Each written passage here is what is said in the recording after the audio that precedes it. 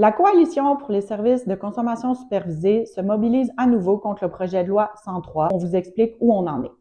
En juin dernier, la Coalition a exprimé de fortes inquiétudes envers le projet de loi 103 et on a même demandé le retrait. Cette demande-là, elle n'a pas été entendue. Aujourd'hui, le projet est à l'étape d'être discuté, voire même adopté à l'Assemblée nationale. Et ça, ça a des conséquences graves.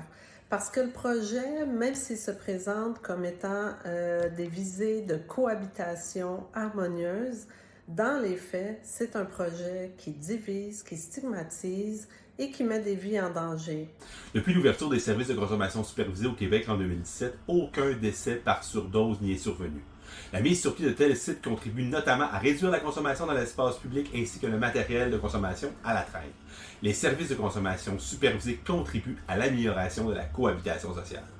Le projet de loi 103 met à risque de fermeture les sites existants et complexifie l'ouverture de nouveaux sites en exigeant un plan de cohabitation dont les balises ne sont vraiment pas claires. La fermeture de sites entraînera plus de consommation dans l'espace public, plus de surdoses potentiellement mortelles et plus de tensions entre les différents acteurs. Donc, ce qu'il faut retenir dans tout ça, c'est que les services de consommation supervisée sont des services de santé essentiels qui sont reconnus scientifiquement. Ils font partie de la solution et non du problème. Donc, encore une fois, on demande au gouvernement de retirer le projet de loi 103 et de s'asseoir et travailler avec les personnes concernées, les organismes communautaires, les municipalités, la santé publique pour bâtir de réelles politiques basées sur la science, la dignité et la solidarité plutôt que sur la peur et la stigmatisation.